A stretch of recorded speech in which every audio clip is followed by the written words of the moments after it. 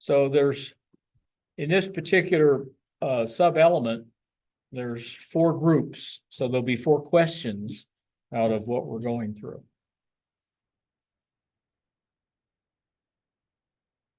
So we'll talk about DC power. We get another pie chart. This one actually spells pi. You do the same thing, except you put power represented as P on the top and current and voltage on the bottom, and it works the same way. Power is equal to current times voltage. This is part of what we call Watt's law, named after James Watt, who was, if you recall, the steam engine guy, but he did a lot of work with power. And his basic equation was that the power is equal to the force or the voltage times the current. And it's kind of equivalent to the mechanical power equation.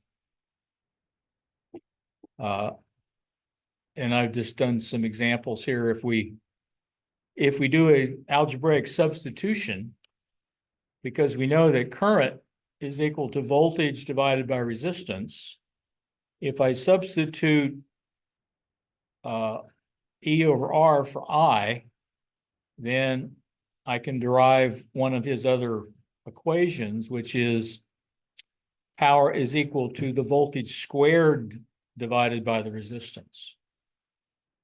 Likewise, if I do a substitution for E is equal to I times R, then I can come up with power is equal to I squared times R.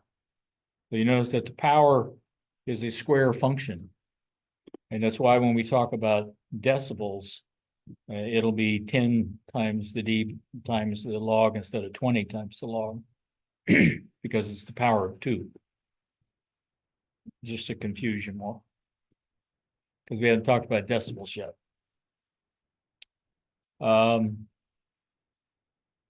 So DC power is voltage times current for DC. Again, when frequencies involved, this changes because we have what we call apparent power, because there will be a phase shift and a phase angle. So you get a vector relationship instead of a straight scalar one. The formulas for power is E times I, or I squared times R, or E squared divided by R. So in this circuit, we have a 13.8 volt voltage source. I use that because most of your amateur radio equipment, mobile or base stations, operate off of a nominal 13.8 volt DC supply. In this case, we have a 1.38 ohm resistance. I picked that to make the math easier, so you got 10 amps of current.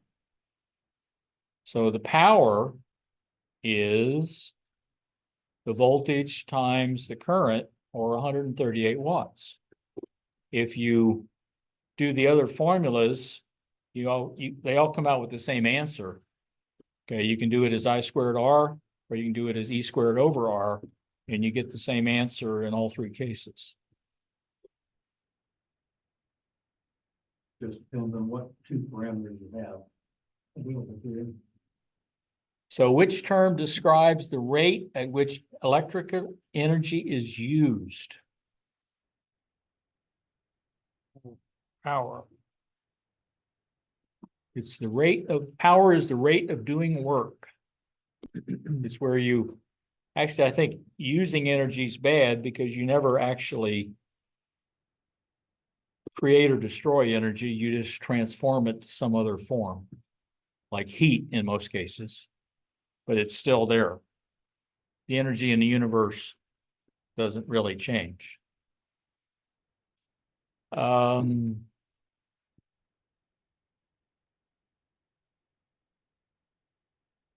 Power is measured in which of the following units?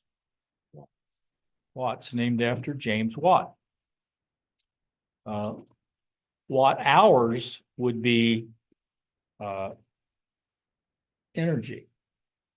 How many watts? Because it's the rate for an hour. So it'd be the total amount of energy. Electrical power is measured in which of the following units? Oh, we did that one. What's the formula to calculate power in a DC circuit? One of those is correct. 3 of those are not. Hey, A. I used to do a circle in my head. Okay, that's the way to do it.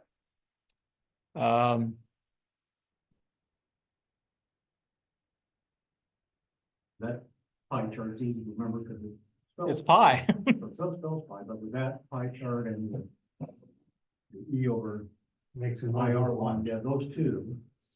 You can solve any of these because. Right. You can do the substitution. Instead of one pie chart says. Right. I equals E over R and you plug that in. PIE chart, you can figure it all this out. So just remember those pie charts and then you said. I don't think we have any What's that? on the technician exam that deal with square roots. But I don't recall exactly. So how much power is delivered by a voltage of 13.8 volts and a current of 10 amps? That was a, Gee, you might have seen that before. yeah, we just saw it in the diagram. Okay. How much power is delivered by a voltage of 12 volts, current of 2.5 amps?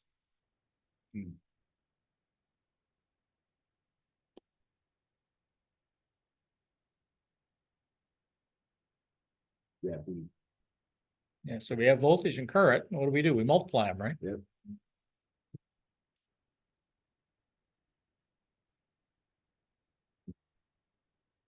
How much current is required to deliver 120 watts at a voltage of 12 volts? So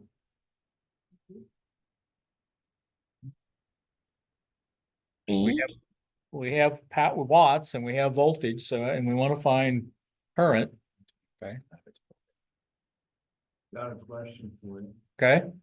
When the test comes up, are a lot of these calculations are extremely obvious because they're. These are the questions.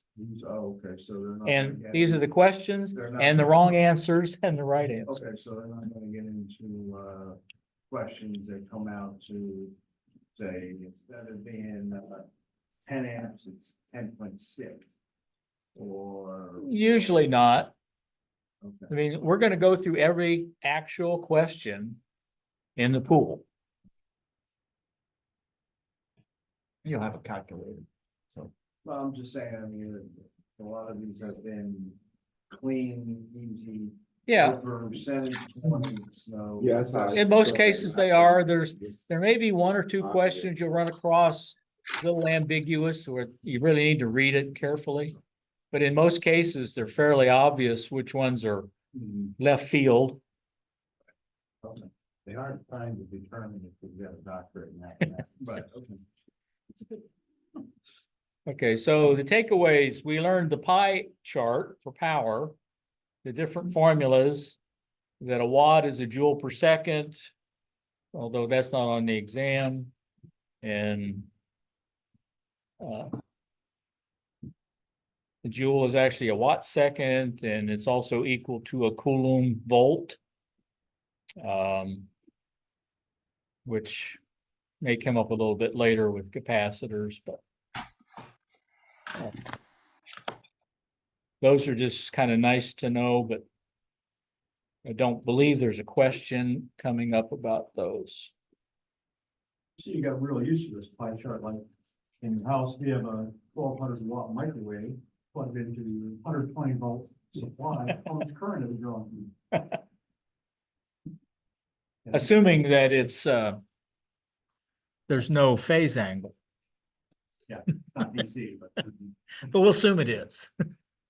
And assuming that you're not running 277, 483 bits.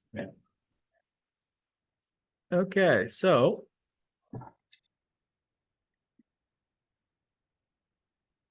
Oh. Go ahead and stop this.